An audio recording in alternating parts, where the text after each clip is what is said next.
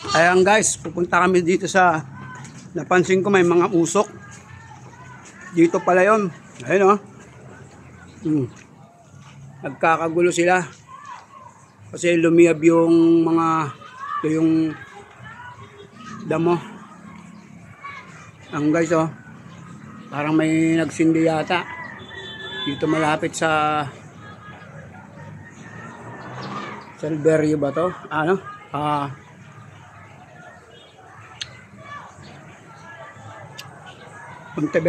Ponteveros compound. Ayun nagkakagulo sila.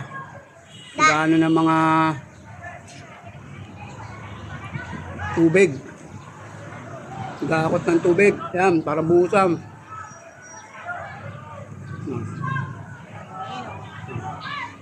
Medyo mapila na.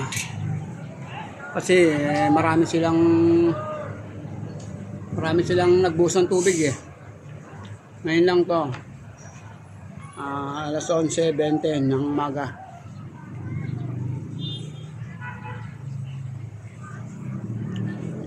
Buti na agapan. Ngayon maraming tao. Hindi, masusunog na naman to.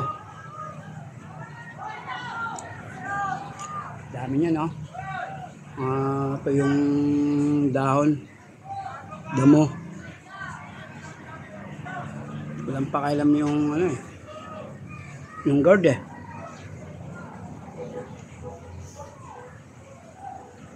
Wala man na lumabas na guard para tingnan itong nasusunog.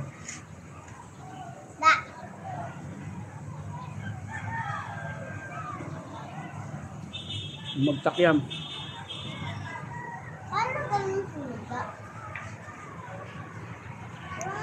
Nag-aakot po sila Nag-aakot po sila ng tubig para patayin.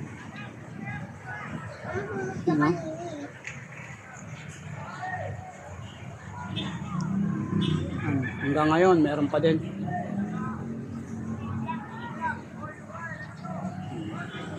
Kakagulo pa sila. Medyo malakas pa sa dulo.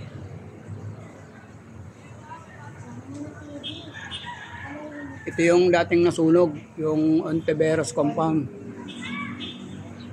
Yan. Takot sila baka masunog ulit. Yung guardia rito, bantay Wala lang Wala man lang lumabas kahit isa para tanungin bakit nasunog. Kaya nagkakagulo dahil siyempre yung mga bahay nila bagong tayo ulit Okay guys, hanggang dito na lang. Update ko na lang kayo ulit mamaya. Goodbye! Kung ano mangyayari ulit. Bye-bye!